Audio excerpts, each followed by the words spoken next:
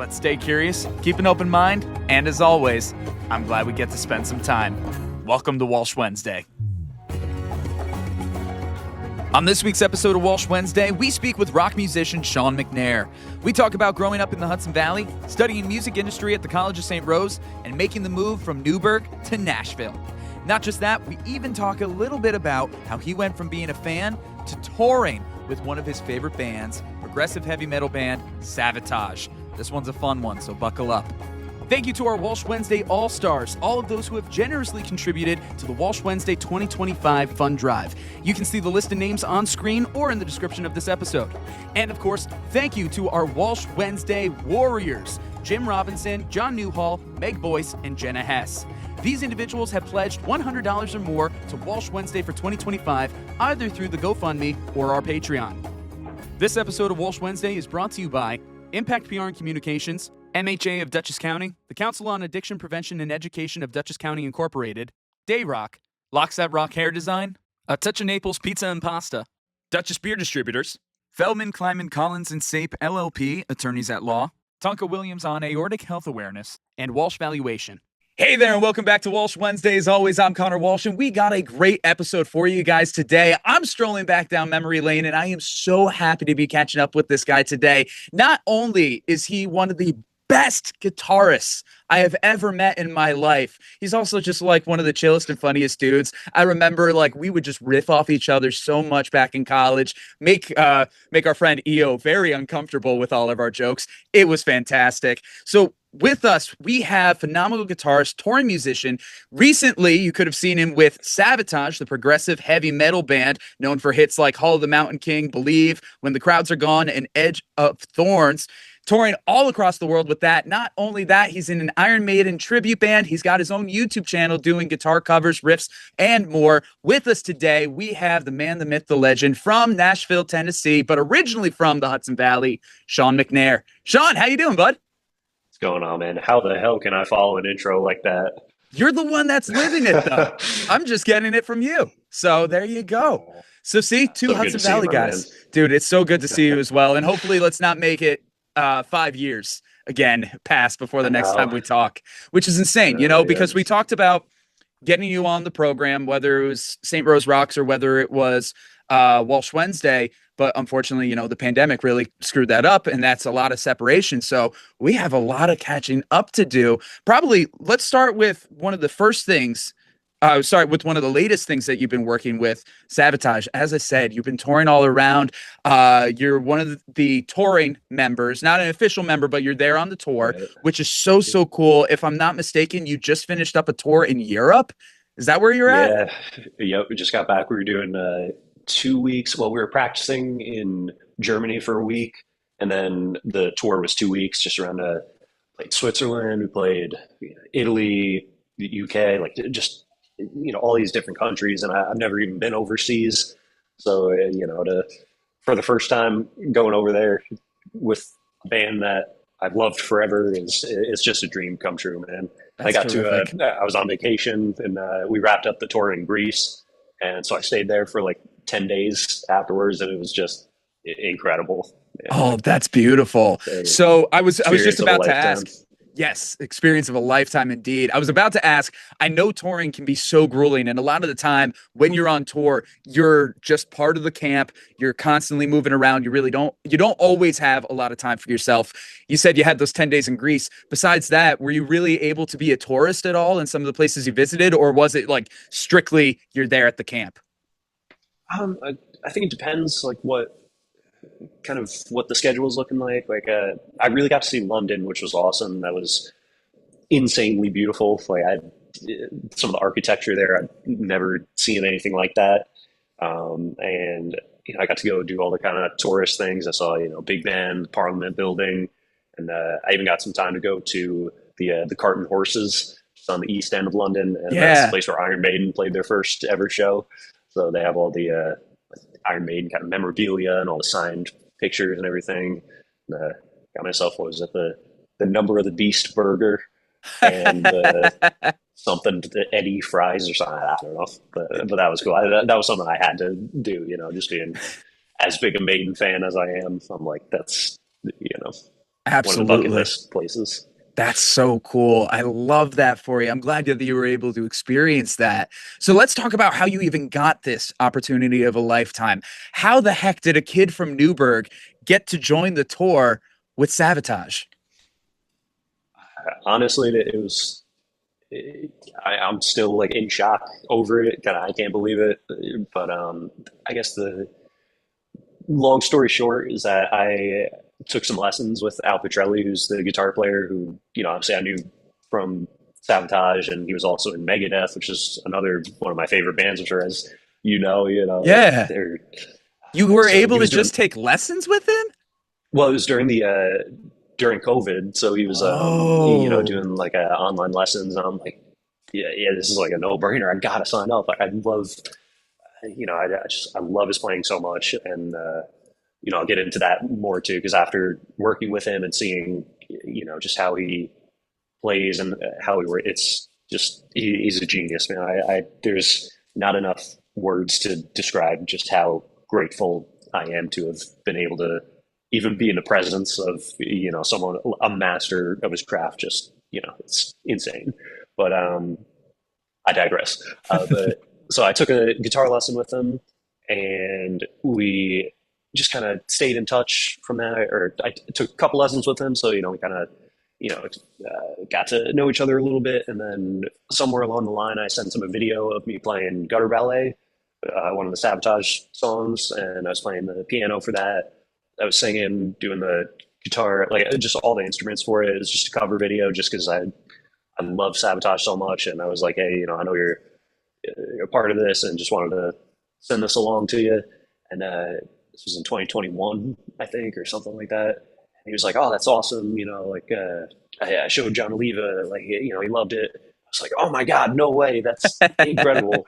And so fast forward now to last year, or say like 6 months ago. I don't know. I'm the worst when it comes to time. I'm so scatterbrained. But when the Sabotage kind of reunion idea came up, they were like, "Oh, we need a keyboard player who can also sing," because unfortunately, John Oliva has been dealing with some health issues and he's not able to tour. So, at the moment, God willing, in the future, he is able to and able to fully recover. But they needed someone to fill in for the shows that they already had booked, and Al just remembered that video that I sent him and gave me a call, and I went down to audition and somehow got the gig. that's amazing. That is so, so cool. And excuse me. And it just goes to show you where the hell did that come from? That's all right, man. um, but that really just goes to show you never know where a connection's going to lead you, because that was a Mm, couple of years off. You said you had those yeah, initial lessons 2020, 2021, and then a couple of years later, how that all pays off. That's insane. So now yeah. I got to It's just ask. one of those freak things, man. Like just kind of. I don't want to say the stars aligned because that kind of insinuates that the stuff with John, and I would much rather him be healthy than Yeah, me be a part of this. So I don't mean it like that. But in terms of like just everything kind of lining up, it was just like again, I still can't believe how it all turned out. It's I even think come you can true. still say that the stars aligned. The stars aligned in their case, where they were able to find somebody as in love and dedicated as they could to help with a difficult circumstance. I think you can say at least the stars That's a aligned like great way of that. putting it. Yes. Absolutely. Where they were able to find somebody as yourself who, had that dedication.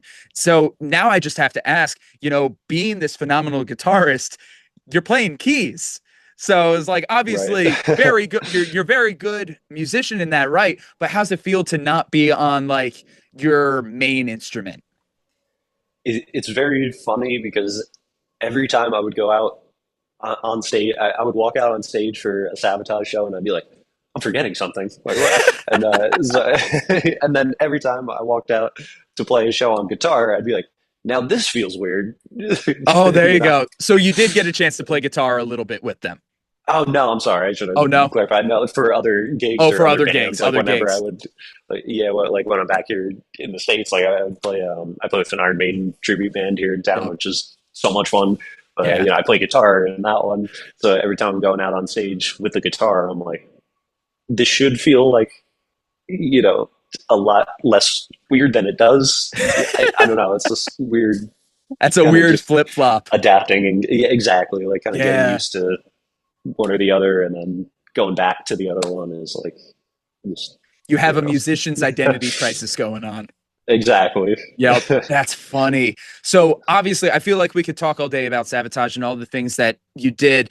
I do have a question that I'm going to save for the end of this episode, though. But before we transition to the next thing, is there anything that you just want to talk about the experience that you just would think might be fun to share with the Walsh Wednesday listening audience?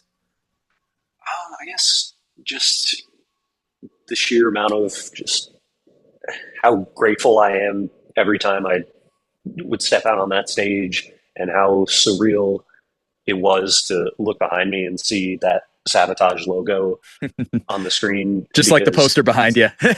Exactly. Yes. Yep. But yeah, like because they were a band that is so special to me, because they really inspired me to pick up a guitar. The Hall of the Mountain King is still one of the most badass riffs I've ever heard. And when I first heard it, when I was like 12, 13, I was like, what is this? Like, Dad, give me your guitar. I got to learn how to do that. There's a handful of bands that really inspired me to pick up a guitar, and Savatage was probably one of the main reasons that I, play music to begin with. And then the whole history with them, I never thought that I'd be able to see them live. And then to be able to go on tour with them and play, in the ensemble is, I can't even believe I'm saying that, right now. It's just so surreal. I'm so grateful for the opportunity, and it's just, unbelievable. Amazing. Before I all the guys are so nice. Everyone in the camp is unbelievable. It couldn't have been a better situation to be a part of, and I'm so thankful to everyone who was involved in that organization.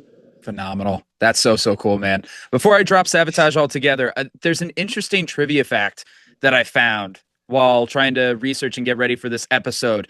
They have a strange, or not strange, but unbelievable connection with Trans-Siberian Orchestra. Are you able to speak to this by any means? Obviously, you're coming in more recent years, but I'm sure they probably told you about the connection, which you think Trans-Siberian Orchestra, yes, you think of heavy metal, but you also think of Christmas. So what does Savatage have anything to do with Christmas? Yeah, well, this I could tell you just as a fan of the band too, like just kind of the history of that. They had an album in 1995, Savatage, called Dead Winter Dead, and that was a concept album about the Bosnian War. And one of the songs on it was a depiction of a cello player who used to play in the middle of the square in Sarajevo during the bombings. Oh, wow. And he would play Christmas songs. So the song Christmas Eve Sarajevo 1224 is basically, they tried it, and I guess like that was meant to be a depiction of the cello player playing Christmas songs with the dichotomy, the right word? I don't know. Yeah, I think so. But like a dichotomy of that, along with like the heavy, to kind of symbolize like the bombers and all these, this crazy stuff going on, explosions, war, all this terrible stuff mixed with these beautiful melodies of Christmas songs. And that was a part of the story of Dead Winter Dead, the album. But that kind of became an unexpected Christmas kind of hit. They started hearing it on the radio. I remember I read a funny story where I think Johnny was saying that he was listening to, I don't know the name of the radio station, but it was some like adult contemporary radio station on the way to rehearsal or something. And he was like, they're playing our song. And he gets to the rehearsal room and says, guys, like that, they're playing our song on this adult contemporary station. And the rest of the guys are like, all right, first of all, that's awesome. But second of all, why are you listening to that radio station? So yeah, it just became such an unexpected hit that the think it was the label or someone wanted to, really, or I think it was Paul O'Neill, the God rest his soul, the producer who I unfortunately never got a chance to meet, but I hear so many amazing things, and he seems like such an amazing man. But he had the idea to kind of base a whole album around that song and call it something different. So, to kind of separate it a little bit. And that's Hmm. where Christmas Eve and Other Stories, the first Trans-Siberian Orchestra album, that's kind of the story with that. And then, yeah, that just kind of took off. And, now they're incredibly successful. And Yeah. I've seen them about 4 times at this point. Hell yeah. So, I've and seen remember, them this is all only just once. So only yeah, once. they're incredible, and that's all. I totally could be wrong about any of those facts or whatever. That's just me speaking as a fan. What I assume Yeah. happened or that happened. Based on what But you I learned and think that's heard. exactly. I think Yep. that's the story with that. Nice. So That's but so funny.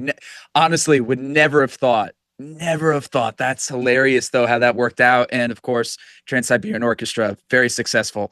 If you ever had the opportunity to hop onto one of those tours, would you? let me think about it. Yeah, of course. In a second, I would. I would. I would love to because yeah, they're another band like even just separate from Sabotage. I love Trans-Siberian Orchestra's music, and so absolutely I would. Based on the one time that I saw them, I could so see you fitting on stage up there. That would be incredible to see that. I would love to have that happen. All right. As I said, we have a lot to get into, a lot of things to catch up on. You mentioned this already, your love of Iron Maiden. They are one of your biggest influences. Not just that, you got to see where it all began over in London. You're in a tribute band of Iron Maiden there in Nashville.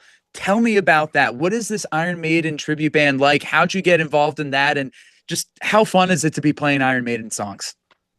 There's really not a whole lot of things that are better than being able to play an hour and a half set of Iron Maiden.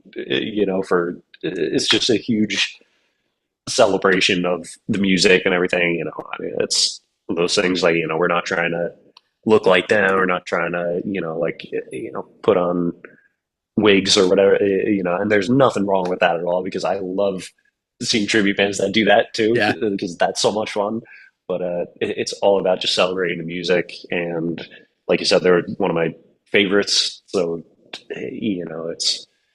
it's just so much fun, and to get to go and play all these different places is there's it's awesome. And, Is I it used to mainly when I there in was Tennessee, or do you guys travel around for that too? yeah, it's kind of I'd say mainly Tennessee and like kind of within like a few hours or Mhm. reasonable kind of distance Yeah. of Tennessee. But we have some shows coming up in Ohio that we're playing in Cincinnati and then in Akron, which I think is like 7.5 or something hours away. So Yeah. we do kind of get out there a little bit, but No chance of New York yet, huh? I wish, man. I hope so. I'm I'm down for anything, but Fingers crossed. Would love to see you do something like that back here in New York. That would be sick. yeah, that You, would be you so awesome. 'Cause I know a couple of the guys are from New England, are they? like Terry, the singer. Yeah, like he's well, Terry's from Western New York, Hmm. and Chris, the other guitar player, he's from. Or I don't know if he's from Massachusetts, but he lived in Massachusetts for a Okay. while. So we all kind of have some roots in Northeast. So Nice. I hope so. Nice. So how'd you get involved with this band? Was this another auditioning process? Were you a founding member? How did this come to be? Well, right now I got to take an opportunity to kind of rub it in my friends' faces who keep making fun of me for using Facebook, calling me a boomer and everything. But, No, I get more business out of Facebook than yeah, I I'm telling ever you, have on LinkedIn. I it's the best. Yeah, I don't even have a LinkedIn profile. I just use Yeah. Facebook, dude. It's the Facebook, best. man, because like I know people can say their jokes about Facebook, but when it comes to being in the arts and entertainment, utilizing different Facebook groups, different things along those lines to make connections, again, I have done more business on Facebook than I ever have or will on Yeah, LinkedIn. yeah, it's the best, dude. Facebook, number one Facebook supporter right here. But the yeah, I saw that I had I literally typed in tribute band looking for guitar player, and Power Slave, they up came their posts like, hey, looking for a guitar player. So I messaged them, and we set up an audition date, and then I flew down here, and that was the first time I ever was in Nashville because I was never a traveler. Like I really hadn't left kind of basically the tri-state area, until the music stuff started happening. Yeah. So I was very kind of sedentary, and then just took a chance, flew out and auditioned, and it went great. I really felt like we all clicked, and they called me, said, I got the gig. So wow, it was great. So that's your reason for being in Nashville. Exactly. That kind of gave me an excuse, if you will, to move down here. So, because I always want to be down here, because so many people are down here. Like Aiden Sloppy, he's down there. He's the man. He just got married. Congrats to them. Yep. Oh my God. Well, him and Allie had been together forever. So. Yeah. And he's really been like, there's a couple people down here that have really been my, kind of rock down here that I could always count on. And, like him, you remember Riley and Haley? Oh, yes. Yep. Riley Olina. Yeah. Yeah. He's down here too.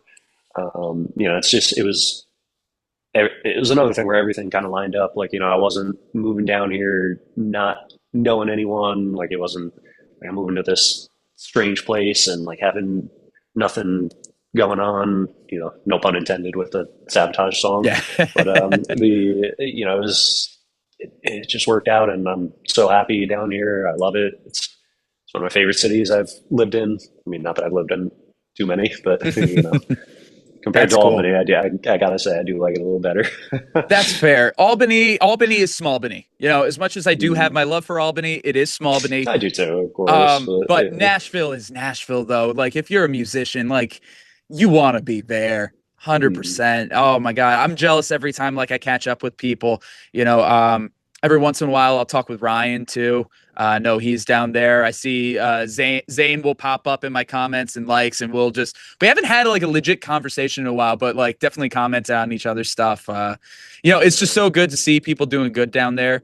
Mark Manning's down there, right? I think he was. I know because I saw him a couple times, but then I think he moved somewhere. Okay. But I'm just hearing that kind of third party? Yeah, third party. Whatever. I don't know. Yeah, could be talking in Call of Duty terms right now. Third party, but no, you're good. You're good.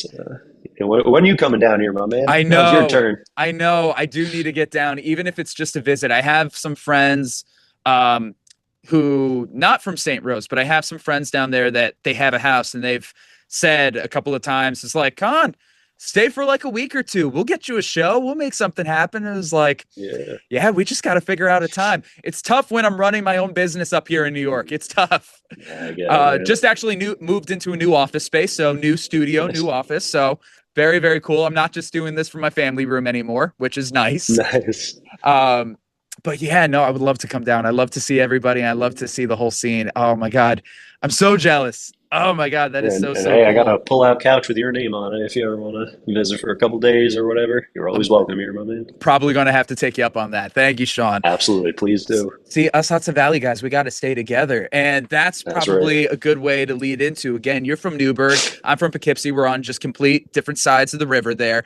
What was that like growing up in Newburgh and learning to play guitar, going to school in the Hudson Valley? What was it like growing up here? Would you say that any of your time here in this area, obviously you got the family who influenced you, family friends influenced you on music, but is there anything about the area in particular that really served you well on your journey? I think something I really got to think about. I mean, I know I love the Hudson Valley. I love, I've very just, whenever I think about it, it's just always warm memories, of course, because, my family is there and, my friends. I think growing up, I don't know if it was much as the area as much as it was kind of just a me thing where I was just very shy and kind of like kept to myself in a way. I have a couple great friends I still keep in contact with from, high school and everything, but by and large, I would always just kind of keep to myself, and that gave me a lot of time to just kind of be in my basement, plugging shredding. away, practicing. Exactly. So Yeah. I think that was, at the time, I probably was like, "Oh, this sucks."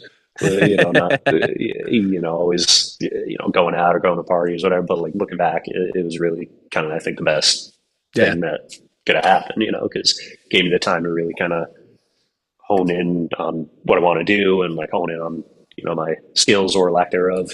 But, No, you whatever you were back then, obviously you got to start somewhere. Like by the time that I met you in Albany, like, dude, you were killer. You're a guitar god. I'm like, what is this guy doing here? This guy doesn't need to be in college. Like he's doing something right on his own. But one thing about the Hudson Valley that I always found really good for me, I'll admit I kind of lean more to the adult contemporary, so I feel like I can find easier concerts that way. But there were some really great venues in our area, especially like growing up with the Chance. Did you go to the Chance? Yes, I was just going to say the Chance. Yeah, that was the first place I ever. Well, minus my middle school spring concert or something like that, where that was ridiculous in itself. That was the first time I ever played in front of people, and we were doing "Smells Like Teen Spirit." Oh, fun! And it was for a like the spring orchestra concert or whatever in the auditorium. So everyone was like in their suits and everything, but I didn't get the memo for that, so I showed up in a Slayer shirt. Good for you. I was like, oh, I guess I slightly underdressed for this. I had my BC Rich guitar, so it was just this like ridiculous shape, like all pointy and like a million knobs on it. Yeah. I think the bass player was playing a stand-up bass for it, and it was just like, all right. That's weird. That was the first time I ever played. Yeah, it was bizarre. I got the video somewhere. It's on SD card in some drawer somewhere in the house. But so that was the first time I ever played in front of people. But my first time playing on an actual stage was at the Chance. Amazing. One of those like rock camp kind of things, the New York School of Music.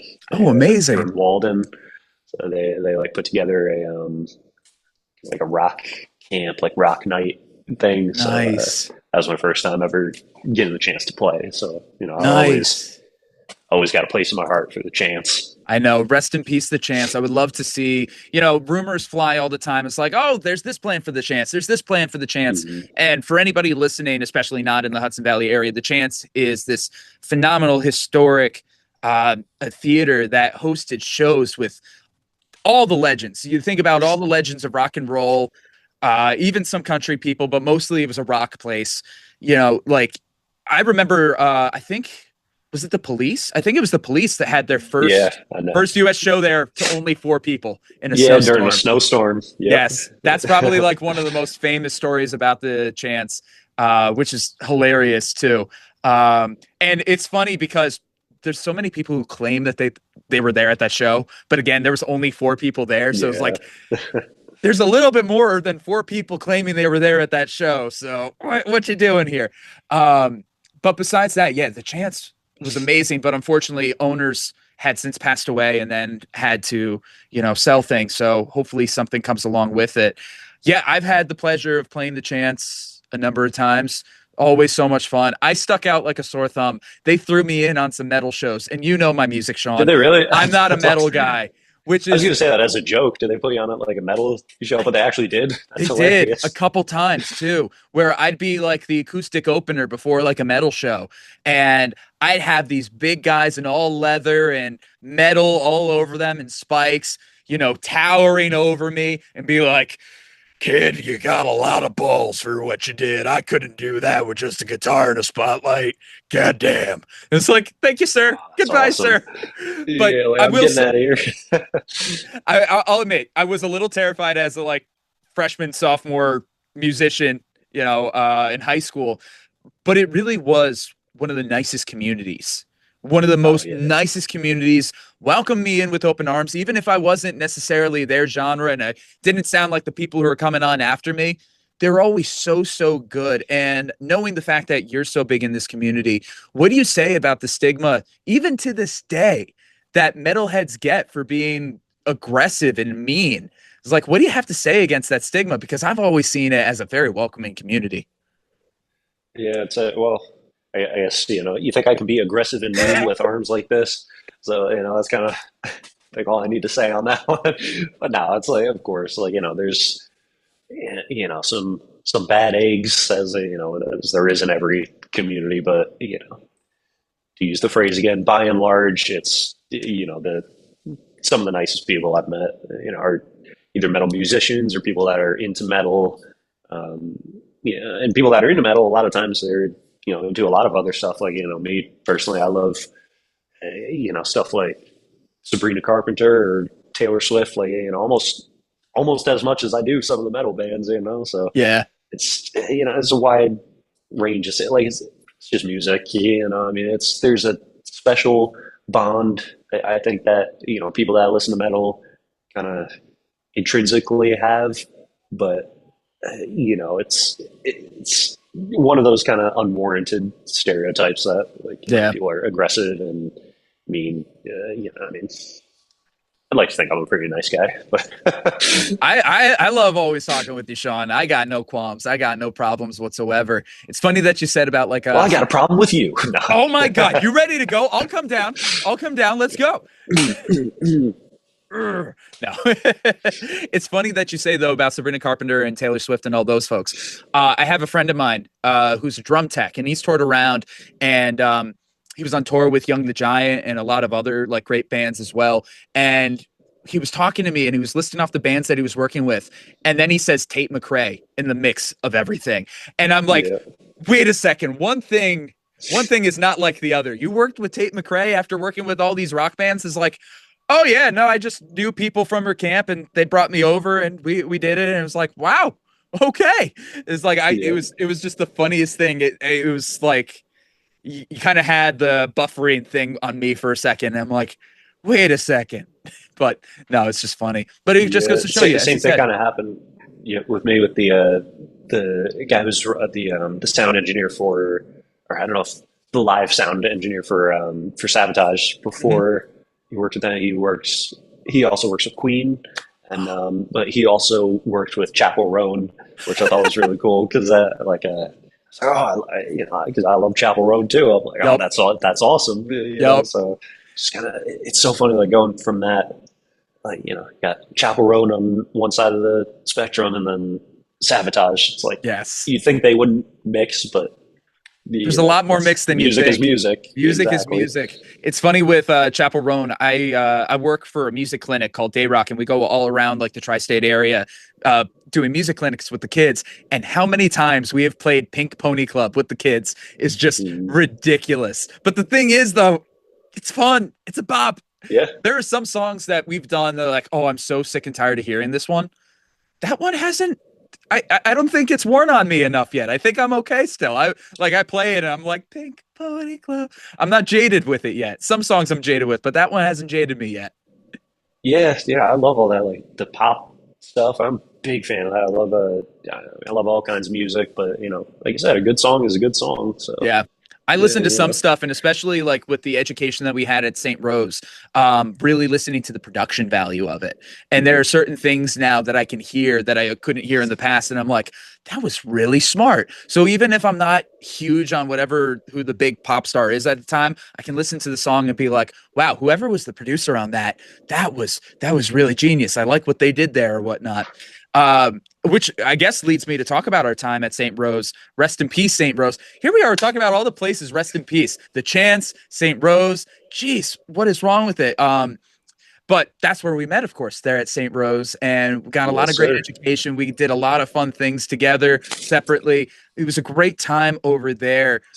And pause.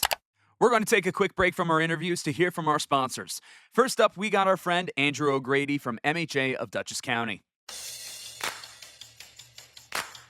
Adversity and stress. How do you cope? I'm dealing with a voice issue right now, my own adversity and stress, so let's use AI Andy for the rest of this message. Take it away, AI Andy. This is Andrew O'Grady, CEO at MHA of Dutchess County. We all move on a scale of mental wellness. It can shift minute by minute, hour by hour, based on what we face. What happens when it piles on? How How do you cope? Do you turn to the bottle or vape? Do you medicate with pills not prescribed for that purpose? Do you become short-tempered and argue with others? Are you quick to road rage? These are self-defeating and negative reactions, and they're unhealthy and can lead to self-inflicted further stress. There's no shame in seeking to improve you by engaging in self-care with a therapist. If you do not know where to start, talk to your primary care physician. You can always contact Mental Health America of Dutchess County at 845-473-2500, and if we don't have a specific program to help you, we will help guide you to one. Thanks, AI Andy. You sound pretty good.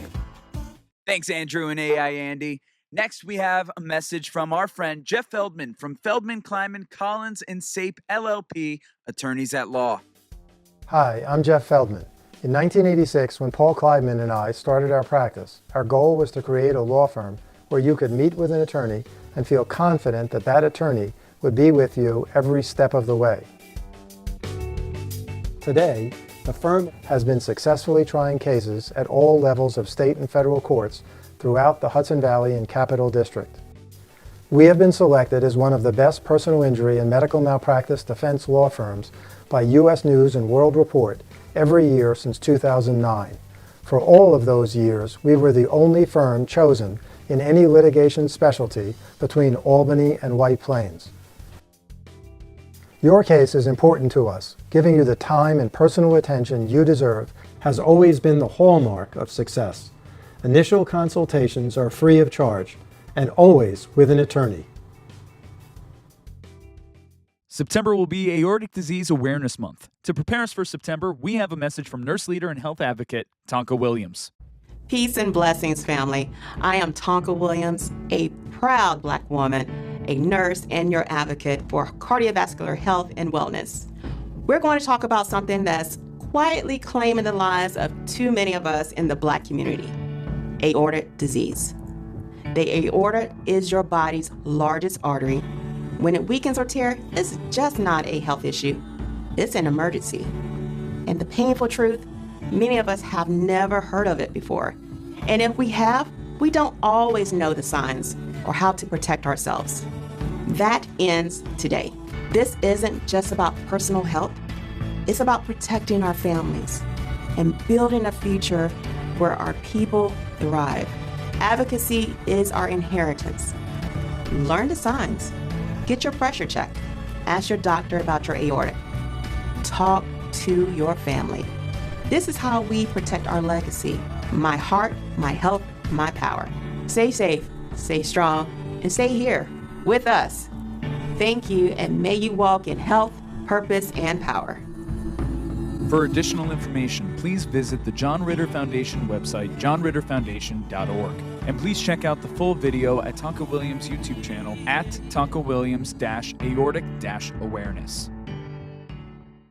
A message from Dutchess Beer Distributors. From now to the end of November, Dutchess Beer Distributors presents Football Face-Off. Come on out to your favorite Hudson Valley bars and restaurants where you could win free Bud Light and neutral seltzers, along with other awesome prizes. Try your hand at one of their 3 games: football toss, beer can cornhole, or flick a field goal. You can check out the events calendar to see where Dutchess Beer Distributors will be next in the description of this episode. Up next, we have our friend Philomena Finelli from Impact PR and Communications. Thanks, Connor. I'm Philomena Finelli, CEO of Impact PR and Communications and a media maven, which is a fancy way of saying that my team and I help companies get in the news, transform leaders into thought leaders, and cut through the clutter with messaging that matters. And we do it all with a smile. Our agency was named the Woman-Owned Small Business of the Year for 2024 by the Metro New York District Office of the U.S. Small Business Administration, and we received the Gold Stevie Award for Women-Run Workplace of the Year, which is an international recognition. But it's not about the awards, it's about the personal interactions. We at Impact PR and Communications pride ourselves on crafting meaningful, results-driven public relations campaigns that are tailored to meet and exceed our clients' goals. If you want to learn more and talk to my team and I, visit prwithimpact.com and let us know that you found out about us from Walsh Wednesday. Thanks for listening, guys. It's time to get back to the show. And play. This episode of Walsh Wednesday is brought to you by Impact PR and Communications, MHA of Dutchess County, the Council on Addiction Prevention and Education of Dutchess County Incorporated, Dayrock, Locks That Rock Hair Design, A Touch of Naples Pizza and Pasta, Dutchess Beer Distributors, Feldman, Kleiman, Collins, and Sape, LLP, attorneys at law. Tonka Williams on Aortic Health Awareness. And Walsh Valuation. Before, obviously before the pandemic led to your lessons, which led to Savatage, which led to touring and everything. But before all of that, let's talk about your time at St. Rose. What was it like for you? Was St. Rose your top school, or was it just somewhere on the list that you happened to just pick? I was really kind of just the only two that I auditioned for was Berkeley and St. Rose. Same. Yeah, and I loved Berkeley. I love Boston as a city. Unbelievable. I love it so much. Even to this day, I visit sometimes. But yeah, and I was just there a couple years ago touring with when I was touring with Summoner Circle. A blackened death metal band. That was so much fun. But we played in a place. It wasn't Boston, but it was outside of Boston. But like still had a Boston feel to it. Yeah. And I love that whole kind of scene and the whole Boston attitude, and being a Pats fan, I gotta represent the city. And you and Shawn got along very, very well during those days. Yes. Oh my! I still love how Shawn called it the New England Invitational when the Patriots were dominating every year. I'll admit that was pretty hilarious. It went from the New England Invitational to the Kansas City Invitational, though, in most recent years. Yeah. But sorry, I cut you off. Yes, between Berkeley and St. Rose. Please do. I ramble. But Berkeley, I loved it, but I felt like St. Rose at that time. It's so funny that this was part of the thought process, because of just like how far now that I've traveled, and even where I live now. But St. Rose was a lot closer. Like Albany was, I think, like an hour, a little less than like an hour and a half from where I was living. And then Boston, I think, was like 4.5. And I was like, oh man, that's a little far. And of course now I live like 13 hours away. But at that time I was just first time kind of heading out on my own, so to speak. And just like I like the school a lot. Seems like a really kind of tight knit community, which not to say that Berkeley isn't, but that seemed a little more cutthroat, I guess, so to speak. And I just wasn't really into that. At the time, I was like, I think I'd fit better at St. Rose. Yeah. And so that was went into audition for that, and then remember Matt Fink was there for the audition. He was the guy who was auditioning me. And I get in there, and he's sitting at the table, like all official, and like, all right, what are you going to play? And I'm like, I did Satch Boogie and Eruption for my audition. I was so nervous. I was shaking. You did Eruption as your audition. That just goes to show you the level that this guy had, even back then. Holy cow. Okay. Yeah, but like, I remember I was so intimidated by him for some reason. And then when I got into school and started the program, and he was my guitar teacher for because doing private lessons was part of the curriculum. I was like, oh my god, oh no, like this guy's gonna whatever. But we get in the first lesson, we just talked the whole time, and just like about like stand up comedy. And I'm like, oh, this guy rules. Like, I still keep in contact with him too. We just text each other back and forth. We played Call of Duty together during COVID. We were playing zombies, which was so fun. Amazing. I finally convinced him to get a PlayStation account, so he hopped on with me and my friends, and we were playing zombies. And it's just so fun because he was so bad. And then I'm like, all right, this is funny, but what would be hilarious? We got to get him to play Warzone. Oh my god! I don't know if you know what I'm talking about. Warzone. Oh yeah. It's like so zombies is one thing where that's kind of like. I feel that's a little more introductory. Casual. Yeah, I feel like zombies you could get anybody into. Yeah, no, exactly, Warzone is truly for the gamer, like the hardcore gamer.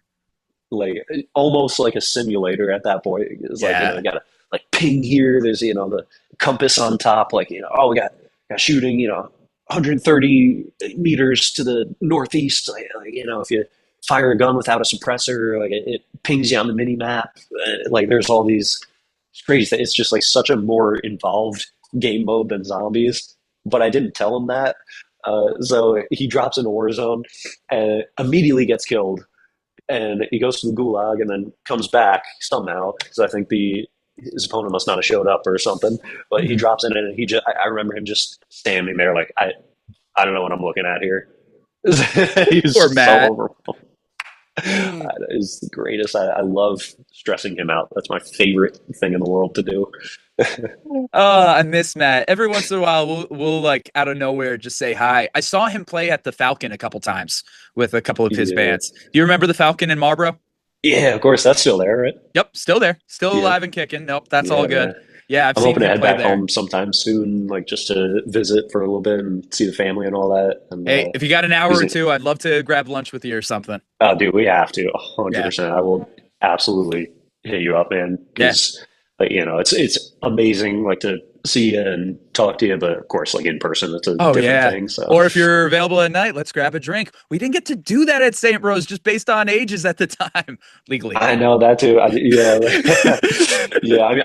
I don't drink anyway, but I will still go with you because that was so far. Like, a lot of my friends like drinking whatever. I'm like, I don't care. Like, I'm not like, oh, whatever. Like, I think it's hilarious, like seeing our friends like when they drink. It's so much fun to be around. Yeah. But just for me personally, it was never my thing. But, you're better off. I definitely had my issues with it, especially like 2020, 2021. I have a much healthier relationship with it, but it's honestly so much better to probably stay away. I will say this though about our friends. Did you know that I shared a birthday with Joe Benevento? Literally same day. I did not know that. Yeah. Same day, same year. But funny enough, like Joe's down here too. Is he down here now? Mm-hmm. Nice. Yep. Oh, wait, I think I knew that. But yes, so Joe and I share the same birthday. So we decided, for our 21st birthday, we were going to go out and we invited a number of people. We were all going out. We did the whole strip there on Madison. We were on Juniors. We were at the Poorhouse. We were hitting up all those places. Everybody else got so far gone that Joe and I were the ones carrying everybody else home on our 21st birthday. Nice. It was ridiculous. But then again, I will say this. Joe and I were like shot for shot, drink for drink with everybody else. And we just managed to handle it better. And we're just carrying everybody else home. It's amazing. Yeah. I remember one of my favorite memories with you is Shane's comedy show. Yes. Oh my God. You still in touch with him at all? So I haven't heard from him in a long time. No, I honestly no. I'm not. I got to message him just to see how he's doing or whatever. I haven't been in contact with him. He really was the best one of that show. I was really impressed with his comedy. Yeah. He was definitely. I was too. Like obviously funny dude, just funny dude all around, very talented. But yeah, no, he was good at that. And then also, speaking of Shane, I'm just still so honored that he asked me to sing Michael Bolton's parts in that Lonely Island tribute band for I forgot that we did. I was playing guitar for that. You were playing guitar, but it was Shane who hit me up. Shane was like, I remember it was before I think like music theory or music history, and he just slams his hand on my table and was like, "Connor, I have the role for you," and I'm like, okay. And I love Lonely Island. I love that Jack Sparrow song. I remember whose basement did we get to practice in when we were practicing all the time for that? I think it was Victor's, right? Because what was that one? Was that Victor's? Shane and Victor were living together. That might have been. Yeah. Victor. Yeah, and just for context, Victor is my Russian friend who is IQ has to be in the single digits, if I had to guess. But also for reference, my roommate for 2 years. Yes. Yep. Yes, I forgot about that too. Oh my God. I so gotta many ask Victor you, how was stories. that? We'll talk more after we stop recording, but perfect. From what you can tell me, what was that like? I will say what I will say on camera without getting too far into stories. I love him so much. I really do. So much love for him to this day. But he really was the epitome of sex, drugs, rock and roll. He was 100% the epitome of that. And it was amazing. He had such a beautiful music intelligence, but not always the greatest intelligence or interpersonal intelligence, which led to a lot of funny circumstances. We were absolutely the odd couple. Anytime people found out that we were living together, they were like, "You and Victor? How does that work?" Because obviously, unlike what I'm in now, even though I did wear a lot of florals back then, I was like prim and proper. You saw me in suits or like dress clothes all the time. I was very professional. I'm sorry to interrupt you. No, do it. I remember a funny story where I was asking Victor, because when you guys were living together, that was kind of like when I first started being friends with him, because we did a cover for like a contest that I was entering, and it was of this Russian song that was like the singer Vitas. Oh, He yes. was like that. Yeah, that I remember that. like that whole thing. I was like, who should I get to sing this? I know the perfect person. And so that's kind of how we became friends. And we were already friends during that whole thing. So I remember like interrogating him in a way, because I'm like, dude, like Connor is like the nicest person I've ever met. He's like, Thank you. There's not a single time I remember him being in a bad mood. I'm like, he's got to have something. There's got to be a dark secret in there somewhere. You have to tell me. And Victor's just like, nah, bro. He's just like that, bro. You know what? Thank you so much, Victor. Thank you so much. Honestly, again, I love him so much. We truly did become brothers. And I'll give you this story, because this is actually a wholesome Victor story. Not all my Victor stories are wholesome, but where'd you manage to dig that one up? So freshman year of college, we were living in Brubacher Hall, and there was a water bottle that was just sitting on our windowsill for a long time. And I remember I'm at my laptop, he's at his, it's quiet in the room, and eventually I break the silence and go, it's like, hey, whose water bottle is that? And he looks at me and it's like, I thought that was yours. It's like, no, I thought that was yours. So we never moved the water bottle the rest of the year. We kept it. So then when we moved in together the next year, we put it up as a display. We still had that water bottle. And then when we had to move apart, Victor took the water bottle for junior year. And then I took the water bottle for senior year. And because I had it when the school shut down, I still have the water bottle. You know what? Give me 1 second. Still have it. Amazing. And I think it's also hilarious that after all the years that it's starting to crunch up a little bit, we've refused to drink it or anything, but it just became this decoration that we had. It was just so random, but it was actually, I don't know if I'll ever be able to get rid of this. Maybe the water will one day come out of it, but I think I'll at least have to keep the bottle. No, so that's a wholesome Victor story. Again, where did I dig that one out? One of the only ones that there is. Exactly. Love that, man. He's down in Austin now, actually. Is that where he is now? Yep, Austin, Texas. Good for him. What was I going to say? And I'll keep my mouth shut about the water bottle, by the way, so you guys don't have to get in like a custody battle or. Oh no! He knows I have it. He knows I have it, so that's not a problem. All right, perfect. We've talked about it. We've joked around saying it's like, let's get together, crack that open, and get whatever illnesses are in that bottle. Yeah, it's got to be radioactive by now. No, at this point, it's probably not good. Probably shouldn't drink from it. But yeah, it is funny though, because my girlfriend. She was also there at St. Rose. Funny enough, we really didn't know each other at the time, but two things that she remembers were me riding around on a scooter wearing a full suit, and also the fact that I was roommates with Victor, and she loves my Victor stories. She loves when I get to tell Victor stories. So always so much fun. And again, we're definitely going to share some of those Victor stories off camera and off the mic. I promise you. Don't worry. Yes. One story I can think of that should be safe for the camera. Sounds good. I just want to get your perspective from because when you were hosting Rose Rock, yes, the one year with Jay Sean, yes, there. First of all, was that a fever dream, or did he play down like 5 times? 4 times. It was 4 times. Right. It was not a fever dream. He played it 4 times. Once in the beginning, once in the middle, had everybody sing it to him for the 3rd time, and then he closed on down again. Okay, that's what I thought, and thank you for confirming that, because that's been bothering me ever since. I'm like, was that real? But I remember Victor taking the liberty of planking in front of him. So, like when he was in his whole planking phase, so I need your perspective from that, because I remember it's like, bro, I'm gonna do it, bro. I'm like, do what? It's like, don't worry, bro. Just watch. And then he goes in and he flops down in front of him as he's coming off stage. And I think he thought that he like passed out or something. Dude. But I need to hear from your perspective what was going on with that. I love and hate that you brought this up, because this is bringing up trauma, dude. This is bringing up trauma. So, okay, yes, our perspective from operating Rose Rock. Rose Rock was the big music festival that was held at our campus, and we would always get a decent-sized headliner. We've had people anywhere from like Mayday Parade or OK Go. Who else did we have? We had 303, and that year had almost had Waka Flocka for the almost one had year. Waka Flocka. So disappointed. We almost had DJ Pauly D from Jersey Shore as well. That would have been awesome. That would have been crazy. Screw you, NFL Draft, because we nearly had the pen and paper together, but then the NFL Draft came in and offered like 4 times the amount that we were able to offer him. So naturally, Pauly D did that instead.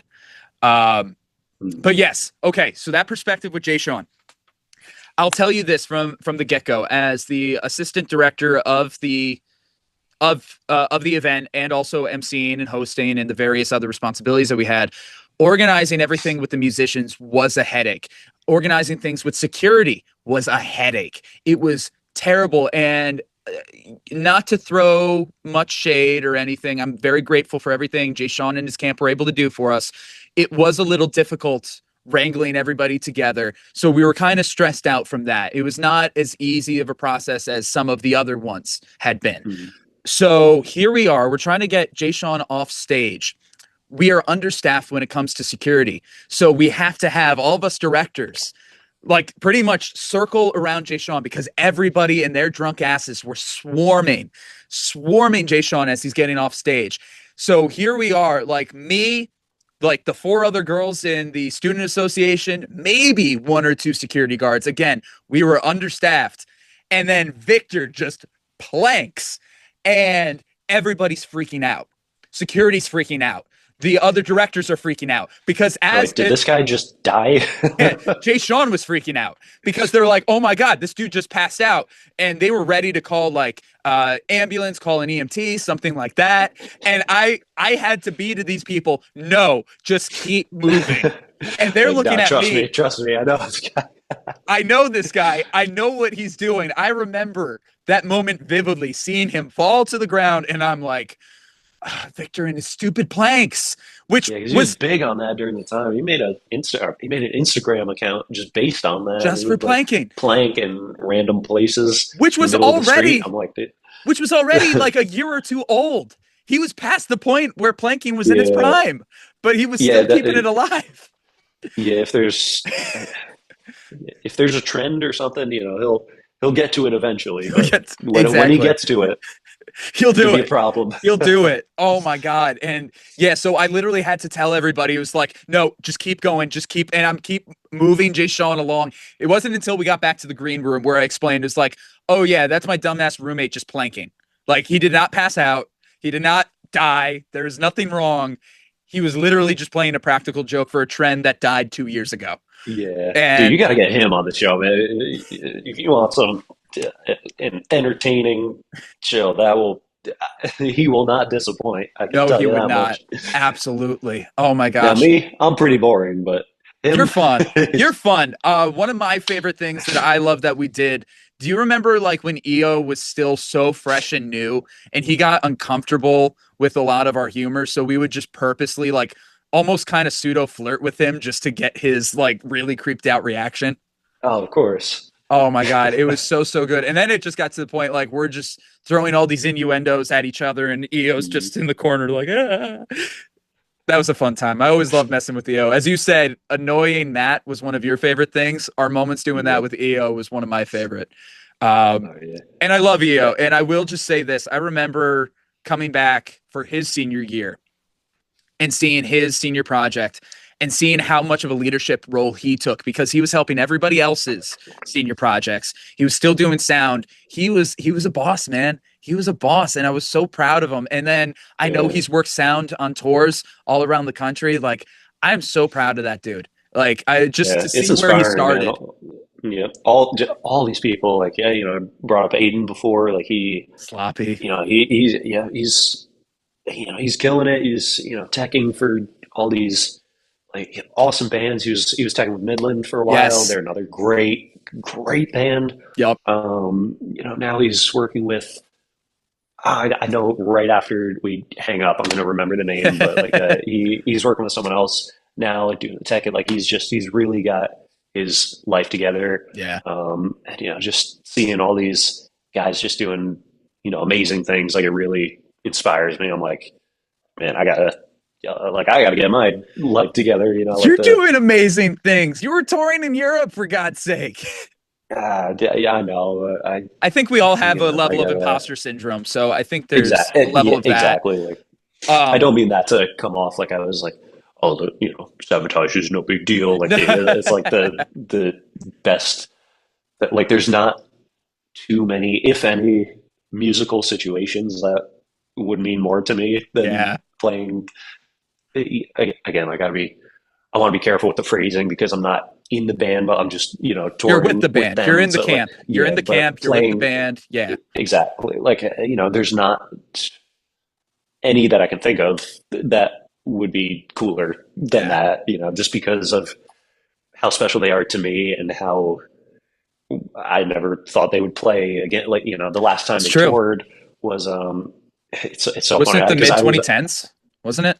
Well, in 2015 they did a one-off show, but it wasn't strictly a Savatage show, and that was at Focken. Nice. So they did a split bill, like they used well, not split bill, but like they have two stages, like two main stages at Focken, and usually it's one band on this stage, one band on the other, like switching off, like this band would play, then quick turnover, then this band, then they're changing the equipment on this one, and then like go. But for their set, they used both stages and did kind of like a co-headline thing with Trans-Siberian Orchestra, but obviously it's the same guys. That's so like funny. So on one stage they played like I think 7 just Savatage songs, and then the other stage they played like let's just say 7 Trans-Siberian Orchestra songs, and then they used both stages and played Savatage and Trans-Siberian Orchestra songs with everybody. There's footage on YouTube of it, and it's so cool. That's amazing. That is so fun. Yeah, so that was kind of like a one-off thing in 2015. So they were planning to do a tour around that, but then just various circumstances. Paul O'Neill, rest his soul, he passed away. That was shortly after, wasn't it? 2017. Yeah, I believe that was 2017. Yep. Yeah. So that obviously kind of put a like a wrench in the touring plans. But we do during the song "Believe," we have behind us a kind of montage of different pictures of John, Chris Oliva, his brother, who was killed in I think 1994, 93 or 94 by a drunk driver, and that was horrific. And then Paul O'Neill, like it's kind of like a tribute to all 3 of those guys, even though John is obviously still living, but he's not able to be there. He can't be there physically. So any way to honor them and the legacy and the music is that we try to just make sure that it's as, I guess, I don't know what I'm saying. I digress, but we make I sure hear what to you're honor saying. those guys, you know what I mean? But, great. But yeah, so the last time they toured as Savatage, like doing an actual tour, was I believe 2003. Oh wow, or something like that. But the last time they toured with the same lineup that they're doing now, minus John, was 1998. Wow. Was the last time Al was in the band. And I, like we were saying, I like messing with people. And one of my favorite things to do is anytime he brings that up, I'm like, oh yeah, that was before I was born, right? Yeah, so he's like, screw you, man. He must hate that. I'm sure those guys must be like, oh my God, we have a baby with us. Jeez. Yeah, any chance I get, I bring it up. I love it. Nice. I love rubbing it in. The fact that you've brought it back around to Savatage, I think this is probably a good point for us to wrap up, especially because I was saving this question for the very, very end. As a musician, I know as one of my dreams is just to be able to look out to a crowd of hundreds or thousands of people and, singing along or rocking out to the songs that we're playing and just to have that aha moment. I think that's something most musicians really yearn for. You've had an opportunity to have this kind of moment many times over through the tours with Savatage. What has it been like to look out into the audience, see those crowds of thousands of people, and to be able to share this moment and this music with them? What's that been like for you? So well, it's kind of funny. The first show that I played with them was sold out Monsters of Rock in Brazil in a soccer stadium. Incredible. So talk about trial by fire, first of all. And I made the mistake of looking up a picture of the arena beforehand, and I'm like, I probably shouldn't have looked at that because it was huge. Like, I think it was, I want to say like 40,000 or something. Wow. That was just unbelievable, like the scope of it. And, I've always kind of gone into it as, coming from a fan perspective, I know how much that this show would mean to me if I were in the crowd. So I don't take that for granted for a second. And that is constantly, I don't want to say weighing on me because it's not like a negative thing. It's, I think, a positive thing, like it's just a motivating thing. I'm like, I know, what I know that if I were in the crowd, kind of what I would want to see or what I would expect to see. And, I just do my very, very best to put forward the energy and, obviously playing the songs as well as I can, and just giving it truly, truly all I've got, because I know how important it is to the people that show up for the shows. And during Believe, the song I mentioned before, that's like a real beautiful, beautiful ballad. And I swear there's rarely a dry eye in the audience or on the stage, to be honest. By the time we're done with it, it's a very big responsibility that I, make sure to do everything I can to respect. Yeah. And, not, I'm just a small part of this whole thing, but, every part, adds up to the whole. And, it's, trying to kind of think of how to describe it, or like, I don't know, without getting emotional, I should say. Get emotional. I would offer you a tissue, but we're a little far away. Yeah, but no, it means more than I can describe in words to me, to be any part of that, because to me it goes beyond the music. It really is just an amazing, very therapeutic thing for a lot of people, and to look out in the audience and see people singing along to every word, see people, crying because of how much these songs mean to them. Me crying because of how much these songs mean to me, Yeah. That is always first and foremost in my mind, was to make sure that I am performing up to the level that I would expect if I were in the audience seeing this band that hadn't been together for so long and now is coming back and playing this music that is so important to so many people. And secondary to that, just personally, to be a part of it is mind blowing. Like, as a fan, kind of turned into a part of the ensemble. I'm like, Yeah. who ever would have thought this would, if someone told me that this would have happened, a year ago, I would have said, you're out of your mind.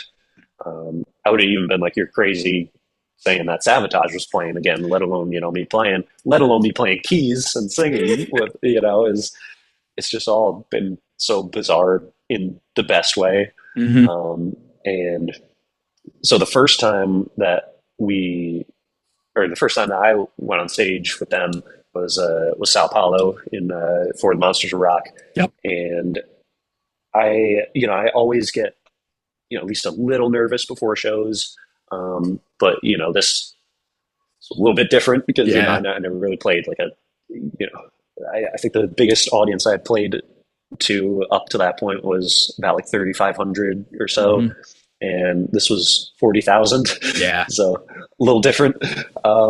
And you know, I remember walking through the tunnel leading to the stage and just thinking like, oh my God, like this is about to happen. Like, Yeah.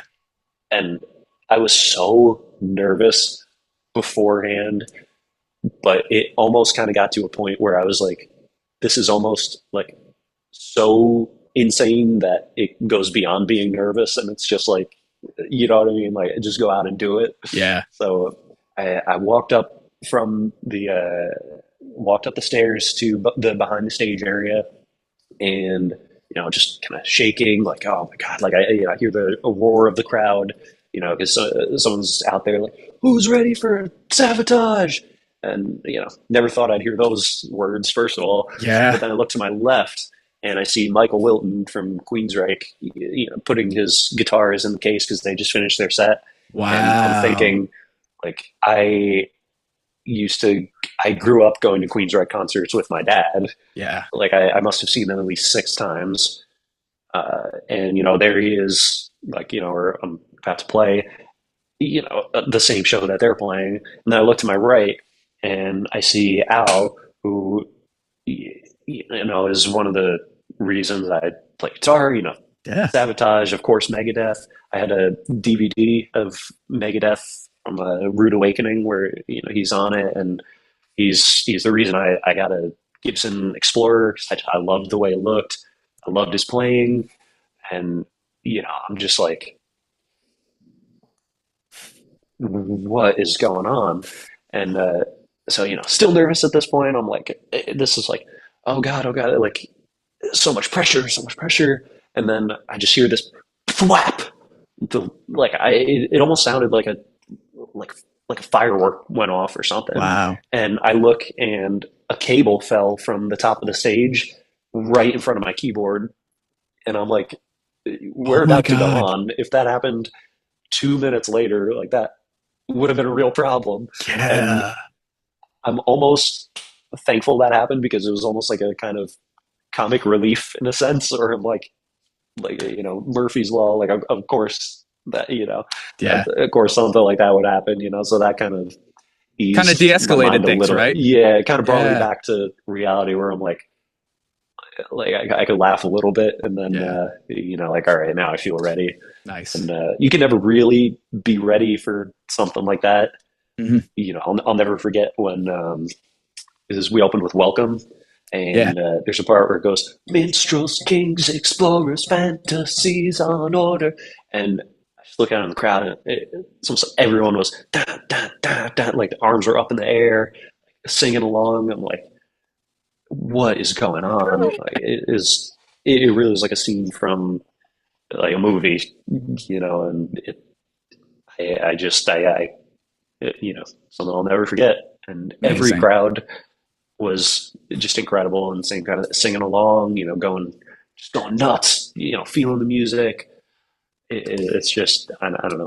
I don't know if I did a good job of really painting the picture of it, but it's you know, it's just something that if I'm struck down tonight by God, or, you know, whatever, I at least can say, you know, that was pretty cool, you know. Totally. I could die a happy man. There you go. See, I knew prefer not to die, but yeah, let's not. As I said, we need to get together end of August, so we got to take care of that. Yeah. Well, hey, I always joke with Victor. Oh, I'm sorry. I keep cutting you off. You're fine. I'm sorry, dude. It's Zoom. It happens all the time. What would you say? That's another kind of joke that I've had with Victor through this whole process, because I was like, man, like, you know, if somehow I get this gig, like, I could die a happy man, like, you know, whatever, like, you know, I wouldn't care, you know, the next day I, you know, just drop down dead, whatever, but I just, like, this would be incredible. But, you know, then now that did happen, I'm like, I kind of take that back. I don't really want to die. There you go. It's like, yeah, be careful how you word things. Be careful what you say. Good thing it wasn't like a genie listening or anything. Yeah. Then, No, they would have turned that wish right around. Jeez. But see, I knew that was the question to end things on because that is phenomenal. Shawn, thank you so much for taking the time to speak with me, be on Walsh Wednesday. I'm so proud of everything that you have going on. I'm so happy for you, and I hope we can get together in person real soon. Yes, absolutely. Let's do it, man. Thank you so much for having me. This was, again, like, just to talk to you again is great. And, I really appreciate you having me on. It means a lot. Of course, man. Yeah, man. Got you. I'm Connor. I'm Victor. No. I'm Connor. I'm Shawn. And as always, we're glad we get to spend some time. And that's a wrap on this week's episode. Much love to our sponsors this week: Impact PR and Communications, MHA of Dutchess County, Locks That Rock Hair Design, Dutchess Beer Distributors, A Touch of Naples Pizza and Pasta, the Council on Addiction Prevention and Education of Dutchess County, Tonka Williams on Aortic Health Awareness, Feldman, Kleiman, Collins and Sape LLP, Attorneys at Law, Walsh Valuation, and Dayrock. Thank you to our Walsh Wednesday All-Stars, all of those who have generously contributed to the Walsh Wednesday 2025 Fund Drive. You can see the list of names on screen or in the description of this episode. And of course, thank you to our Walsh Wednesday Warriors: Jim Robinson, John Newhall, Meg Boyce, and Jenna Hess. These individuals have pledged $100 or more to Walsh Wednesday for 2025, either through the GoFundMe or our Patreon. You can support this channel by becoming a Patreon member with memberships as low as $5 a month. With that, you can get behind-the-scenes content, your name featured in the credits of each episode, and access to the Spend Some Time chat. You can find that and more by scanning the QR code on your screen or by going to the links in the description. As always, I'm Connor Walsh, and I'm glad we get to spend some time.